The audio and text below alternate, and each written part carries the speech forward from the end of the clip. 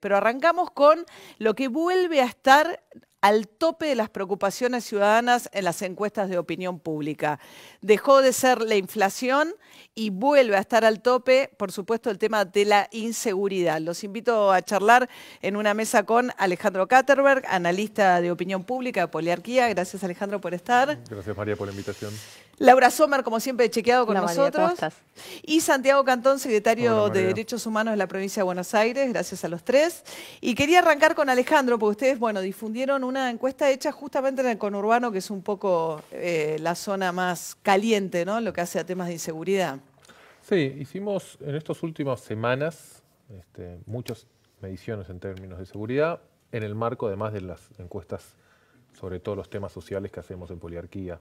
Como hoy decías recién, la inseguridad en la pregunta sobre problemáticas sociales que más le preocupan a la gente volvió al lugar que tuvo en los últimos 10 años, que es el principal preocupación.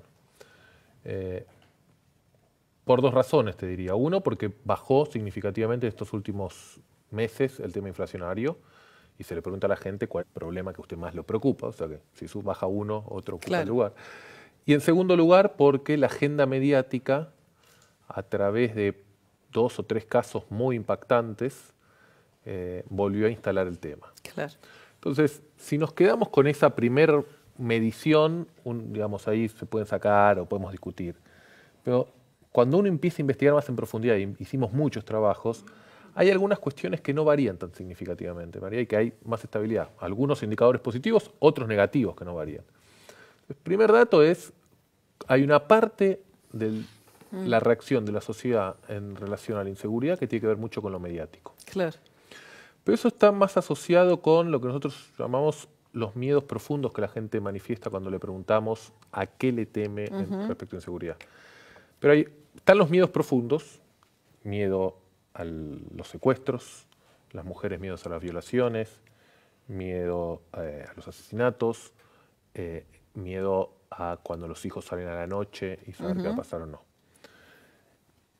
Gran parte de esas reacciones, esos miedos, tienen que ver mucho con lo que pasa a través de los medios de comunicación.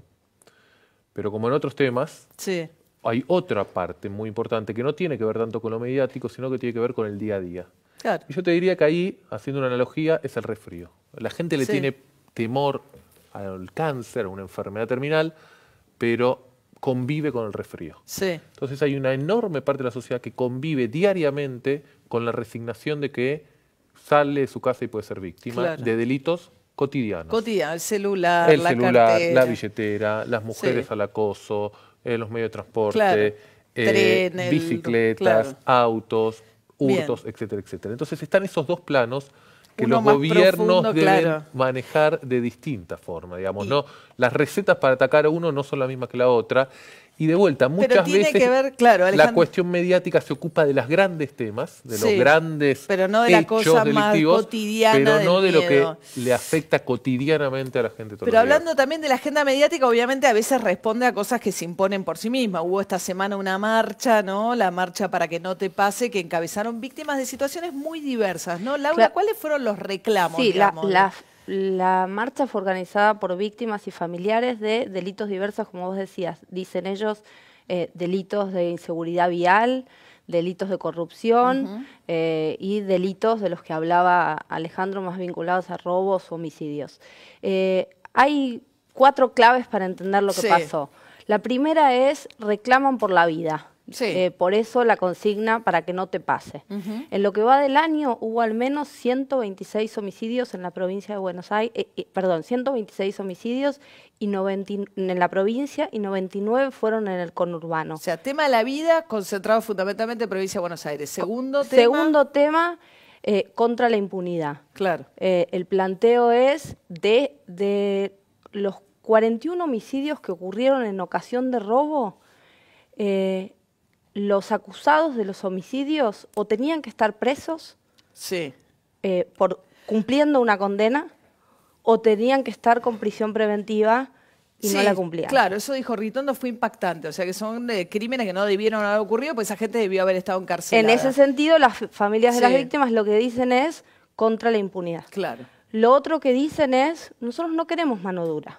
No, fue distinto a lo de Bloomberg. Ellos planteaban de Hicieron entrada, un planteo sí. desde el principio de no queremos mano dura, pero sí el reclamo mayor es por las víctimas. Claro. Lo que quieren es mayor capacidad de que se los escuche en los procesos Claro. judiciales, reclaman tener abogado, así como existe el abogado defensor, un abogado que pueda representar a las familias Sí, de las que está bien víctimas. que el Estado atienda también a las víctimas, pero pasa, ¿no? Eso, Santiago Cantón, como secretario de Derechos Humanos, es difícil, porque siempre aparece la idea de que, simplificándola, el Sí. delincuente tiene, como se escucha que se lo plantea, ¿no? El delincuente tiene su abogado porque el Estado lo atiende y la víctima no tiene quien lo cuide.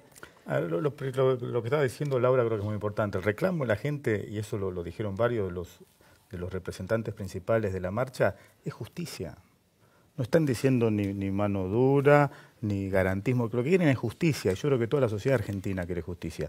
Y es un reclamo que toda la sociedad nos tenemos que dar, en la provincia de Buenos Aires en particular, de mejorar el sistema de justicia que tenemos, que creo que es gran responsable de muchas de las cosas que están pasando. Si hay 30 personas que salieron en libertad condicional y cometieron un homicidio, hay una clara responsabilidad del Estado. Sí, claro. Creo que es bastante indiscutible. Sí. Y eso debe modificarse. Y el otro es el enfoque de las víctimas.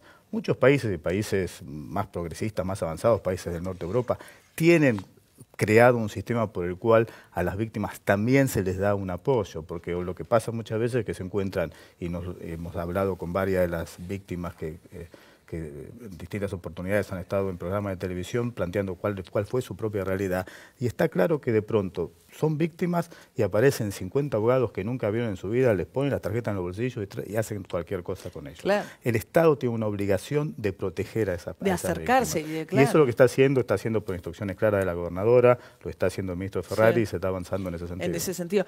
Ahora, Alejandro, el reclamo de mano dura, digamos, no sé cuánto indagan ustedes, pero la idea es que es un momento distinto respecto del reclamo, digamos, que no es el momento Bloomberg que fue 2004. No, a ver, primero, está bien que la gente canalice su protesta y haga escuchar su voz en la calle. Es una manifestación inorgánica y generalmente, ya hemos visto en el pasado, incluso con fenómenos como el Bloomberg, se desvanecen en el tiempo, digamos. Acá la respuesta tiene que venir de la clase dirigente y además de una clase dirigente no solo la política, sino cuando nosotros preguntamos en las encuestas a la gente cuáles son las razones que ellos dicen por qué hay inseguridad, hay tres grandes grupos.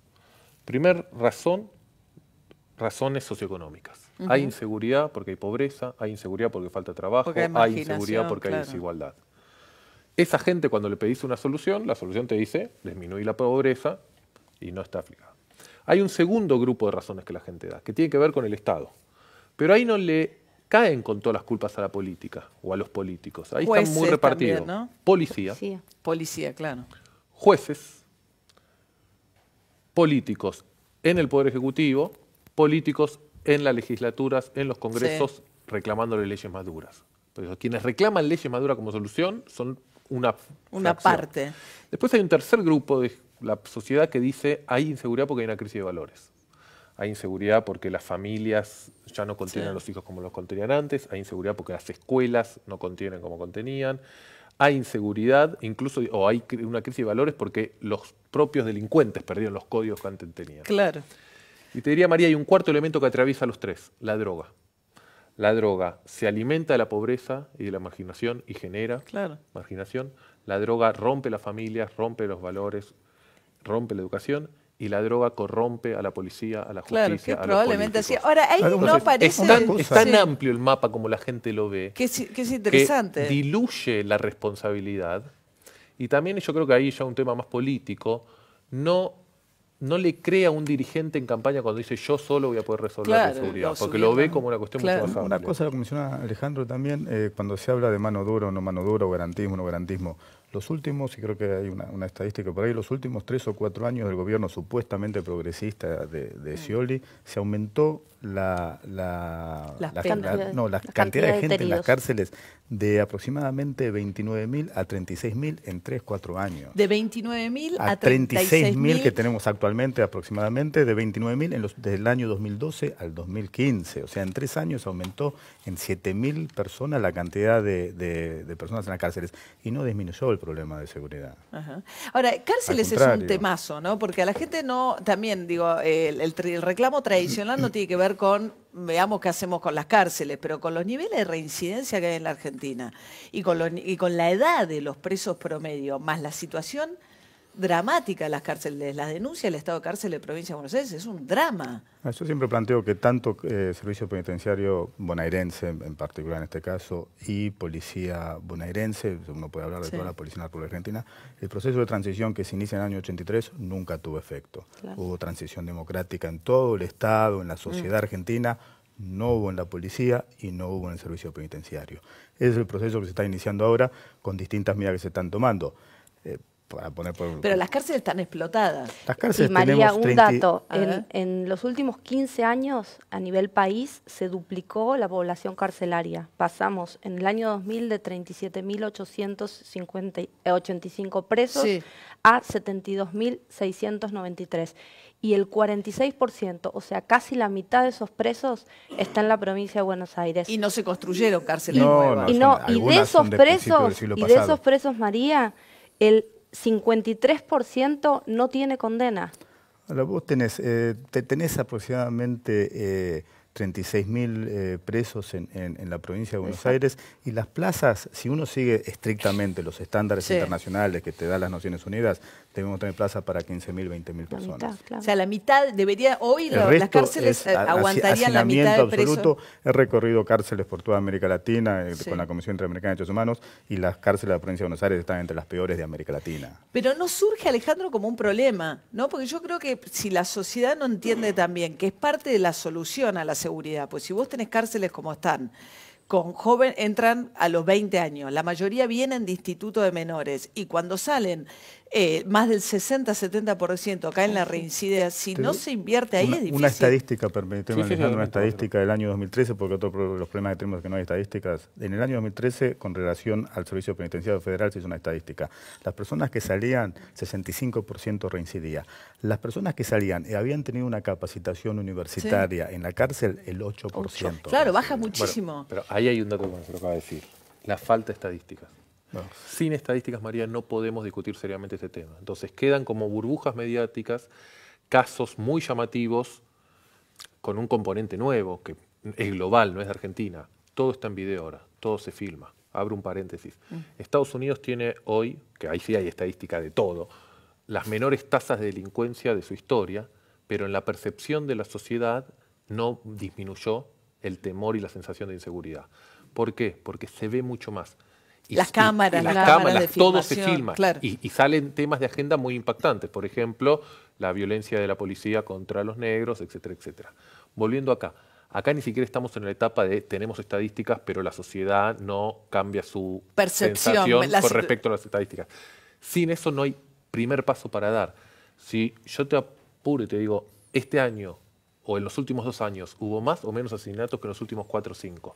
No lo sabemos. Bueno, en ese sentido lo que vale la pena decir es, desde el año 2008, como alguna vez dijimos, no hubo estadísticas criminales del país. Claro, empezaron a publicar... El apagón estadístico no fue solamente el INDEC. No, exactamente. El apagón estadístico incluye todo lo que es... Exactamente. A nivel país no hay estadísticas criminales desde el año 2008. Este año empezaron a publicarse, empezó a publicarse para atrás retroactivamente. Ahora tenemos datos de 2015 y 2014. El Ministerio de Seguridad promete que va a reconstruir esos datos desde 2008 para acá, pero no es una tarea fácil porque la estadística criminal a nivel país, siendo un sistema federal el nuestro, depende de la información que le manda cada una de las provincias a la Nación, y la Nación no puede publicar información de la que no pueda dar cierto grado de y sin estadística no puedes tener políticas públicas acertadas. Puedes hacer políticas públicas porque estás adivinando. Necesitas estadística para saber exactamente qué hacer. Otro dato. No solo no hay estadísticas criminales de las que proveen las procuradurías generales, las justicias, las cortes, los ministerios, el Ministerio de Seguridad. En este país se dejaron de hacer las encuestas de victimización. Ahora, encuesta de victimización quiere decir si yo sufrí un delito o conozco a alguien que haya sufrido un delito aunque no lo haya denunciado. Las encuestas de victimización. Las encuestas de victimización son herramientas fundamentales para el tratamiento y el seguimiento de las estadísticas de la inseguridad en todo el mundo. Las encuestas de victimización son estudios muy amplios. La ministra Bullrich anunció este año que el INDEC iba a hacer una por primera vez de 40.000 casos en todo el país. Requieren ser muestras muy grandes porque tienen que ir a captar fenómenos muy chiquitos, secuestros, menos del 1%, asesinatos, menos del 1%. O gente que no denuncia, te roban el celular Claro. y Y no ese lo es el denunciás, segundo, o te ese es roban. el segundo La tema cifra de negra, la cifra claro. delincuencial, la cifra negra del delito. Claro. En nuestras aproximaciones, con encuestas que no pretenden ser encuestas de victimización porque no tienen la fortaleza técnica Sí. que tiene que tener una encuesta de victimización, que son encuestas muy amplias, nuestros datos primero dicen, alrededor del 30% de las familias manifiestan haber sido víctimas de algún tipo de delito en el último año. Sí. Y de ese 30%, el 60% no lo denuncia. Claro. Entonces, y ahí viene la segunda etapa. Hay que promover la denuncia. Entonces, los Sí. estados tienen que... Si los ministerios y el Estado no tiene la noción y una clara idea de qué está pasando, en qué momento, incluso hasta diariamente, se les es muy difícil el diseño de las políticas para luchar contra eso. Entonces, ahí hay de vuelta, María. La inseguridad, lo bueno es que salga estos casos, sí. es que nos dé la oportunidad de hablar de esto y no de hablar Sí. puntualmente del caso Correcto. que esta Sí. semana o la semana que viene o dentro de un mes salga. Entonces, estadísticas, encuestas Sí. de victimización, incentivar la denuncia, por qué la gente no denuncia a las comisarías, cómo se reforma eso. Hay un montón de temas Claro. y otros más que están en la- que Tema no de están en los las carpetas. menores. Ahora casi siempre aparece el delito, digamos, cuando aparece un caso muy impactante de menores y se discute. Bueno, la incidencia no es tanto, pero los institutos de menores.